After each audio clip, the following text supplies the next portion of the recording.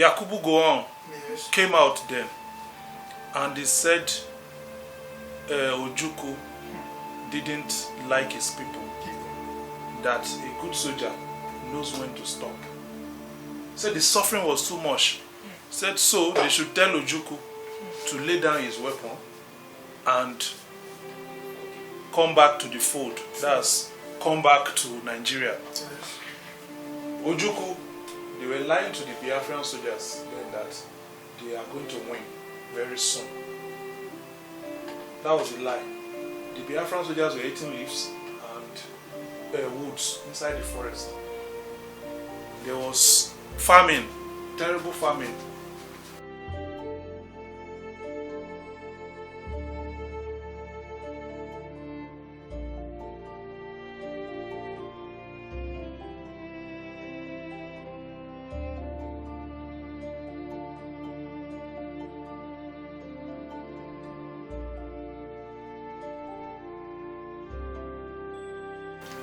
Hi guys, I am Popular and you guys are welcome to another beautiful edition of Fact and History on Loan TV.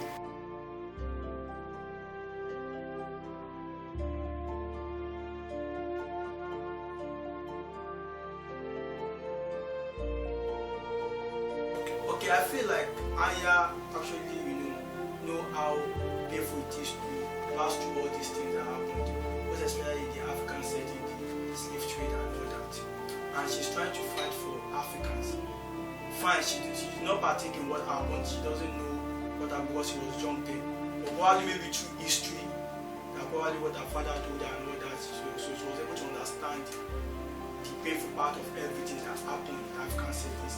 And looking at the fact that this woman was actually the one that controls the British people, understand, that lead to the fact that those 3 million people died. So I think that is our main point, trying to defend the fact that this woman did not do well, the fact that our people suffered and they died. You know, the thing is, not until when the masses, when they start understanding that the government institutions were not created for the masses, that is when we start understanding and discovering ourselves as a people. The Queen and the British, I mentioned earlier, everything was all about business. What was this?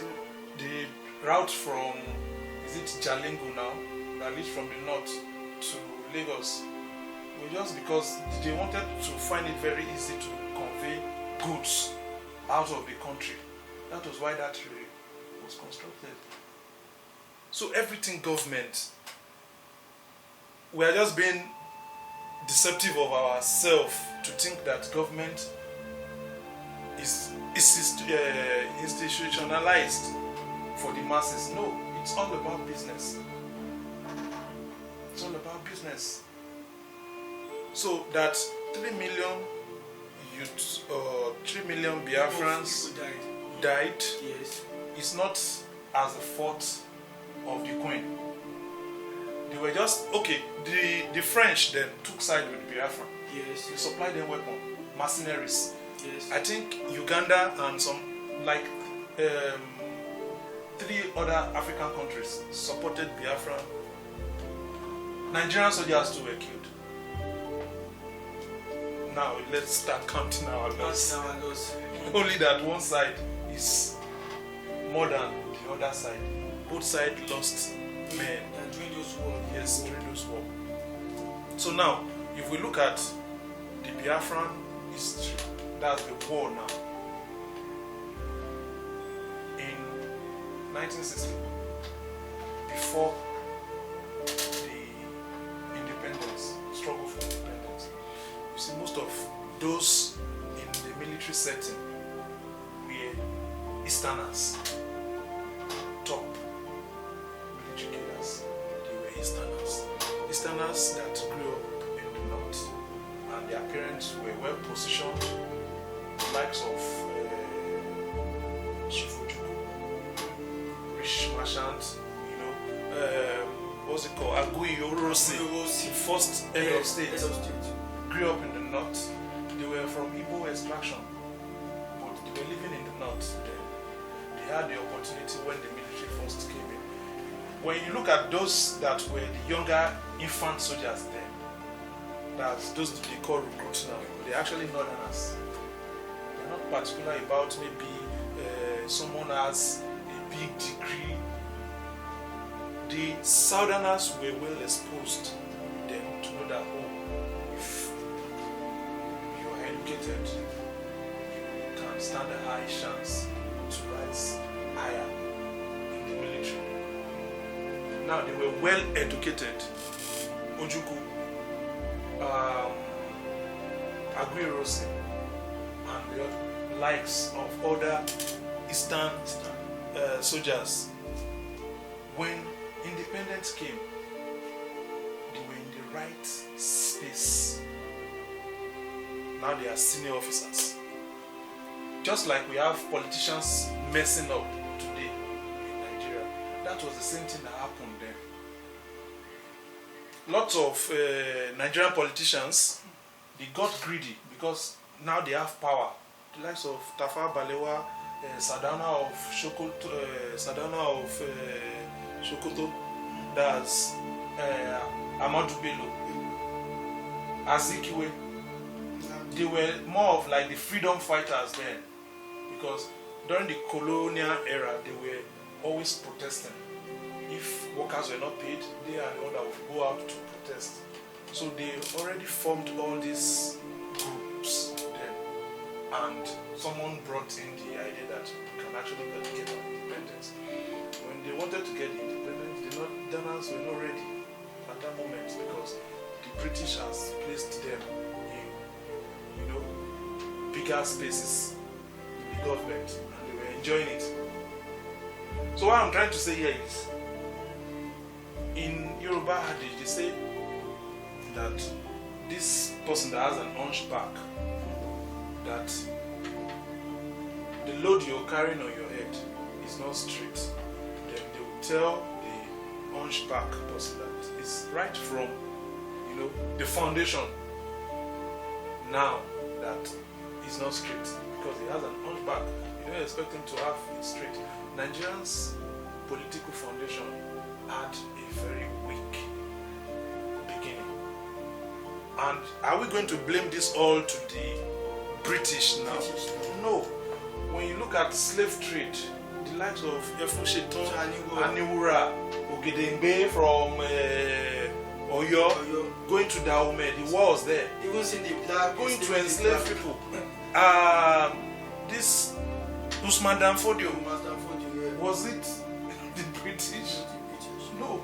So the black man or black man now has his own institutional problem before the British came in. And now, if you see them, they are more of opportunists. They are exploiting, and they got here and they said that, oh, when the house is divided against itself, it can't stand. It can't stand. So most of Africans' land were divided against themselves.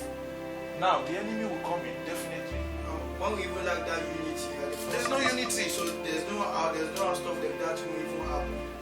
Look at what is happening right now in Nigeria election. See politicians decamping from PDP to APC to Labour Party. Is it the Queen that told them to do that? Someone giving allocation to do something in his local government, and the only thing he will do is to put it into a foreign account. Is that the Queen? Is that the Queen? So we need to approach our problems. Problems. Africans want to consume. We don't want to produce. Ostentation goods. You want to wear the best watch. You want to drive the best cars. You don't want to produce. And these are things that these guys have seen about Africa. And I'm trying to look at Anya's word from one perspective when he said what happened during the Biafra war, everything that happened after 80 million killed and all that, changed something in our life, changed the perspective in our life. Then I'm trying to look at it from the selfish angle. What if what she's even saying is not from the perspective that maybe probably she's fighting for Nigeria as a whole? Why did I say this? Biafra war. Okay. Biafra war, his father left during that time. Okay. They left with another mistress. then came back, then the woman now become the first wife, probably then his own mother will become the second wife. Then they used to say something Yoruba, we shall be, you understand? So the woman feel like, I don't want to be in this type of situation, let me relocate, let me take my, then she doesn't feel this fatherly loved because they relocated. But that was not the problem of that's not the problem of the queen. That's the reason why I said sometimes it may be from the selfish interest. Yeah. Because when you look at Biafra, we analyze Biafran war seriously. You know, I was saying something the other time. The Easterners were top cadres in the military. The politicians were messing up, and Ezego, Kaduna, we came up with a plan that let's form a coup. In this same, you know, the coup was successful in Lagos because they killed the Prime Minister in Lagos, Tafawa Balewa. They killed Sardauna. They killed him. Do you know Ojukwu was in Kano, heading the this thing there, the battalions in Kano. When Ezego and his men reached out to Ojukwu, he did not support them. He stood his ground, said he is for Nigerian government. So that was one of the reasons why that coup failed. Now, the coup failed, and all the plans, those that the coup plotters said, okay, they should kill this person, kill. Easterners were not killed in that coup. Then an head of state came in, and the head of state happened to be of an Igbo extraction, Aguiyi. Then they started having murmurs in the military that, oh, looks like all these things were all planned, and an Igbo man just came and became head of state.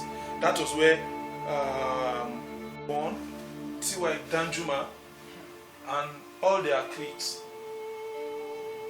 they went to Ibadan and they shot Aguiyi. Adekunle Fajri was the person the head of state was visiting them. He also put his life on the line for the head of state not to be killed. You know, after this, that was where the problem started. The problem, Nigerians' problem, now started. Because who was the next in line after most of the top military guys who were Easterners were shot dead? Then they picked a junior officer. When you look at the history of Nigeria up till today, Yakubu Gowon was the youngest head of state. He was 32. Youngest that became an head of state. He had other ranking officers that they would have chose to become the head of state, but because he was part of the coup plotters, and that was a successful coup, Yakubu Gowon became the head of state. Don't forget, Ojukwu was a senior officer. Now, the Northerners were angry that, you know, Easterners are known to travel all over the place to, you know, exploit business opportunity. The Northerners are now angry that these people are taking our jobs. They are more prosperous than us. Then they started killing the Easterners in the north. Ojukwu tried to make amendment, reach an agreement with the government. That is where the famous Aburi Accord came in. He went to Ghana to have the meeting. He tendered his request that all regions should control their resources. Now, Yakubu go on, he signed that okay, no problem and all that. When they came back to Nigeria now, it's like they interpreted the meaning of the Aburi Accord to Yakubu go on, and what he did was create more states. Nigeria had 12 states. He created more states. So now, Aburi's Accord, Gowon created more states when they go back to Nigeria. Yes. And Ojukwu became angry that this was not what we spoke about. And when you look at it, some people ask up to date that is it possible for a coup to happen again in Nigerian military? The answer is no. It's no longer possible. Because when you look at why coup was happening earlier in the days in Nigerian military, it's because the military was young then. We all knew ourselves. Yes. It's like we entered into the military together. I know we were trained together. We know each other. Yes. And we are controlling things. And when you look at these guys, they're actually youths. Then, imagine 32 years old. That's why up to now, there's a lot of problem in Nigeria. So, Professor Ugu's problem shouldn't be the British.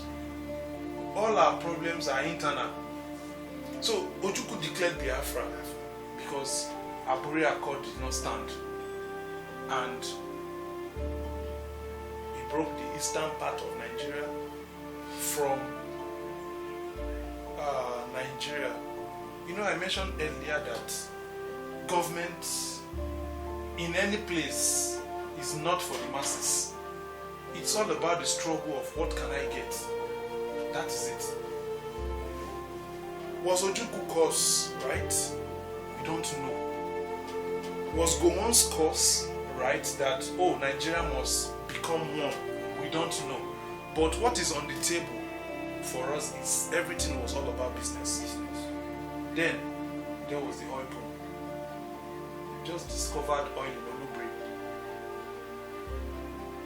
If oil was not discovered, we don't know what would have happened.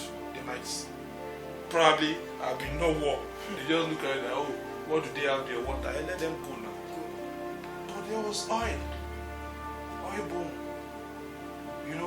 And oil was the new currency then. It's just like, what's that movie? Blood Diamond. When you see money and someone wants to take the money off your hand, you can kill the entire community to make sure you're in control. And these were things that the British too saw. You can't blame them. As I've said earlier, it's all about business. No emotion in this. Ojukwu aligned with the France. That's the French government aligned with Ojukwu.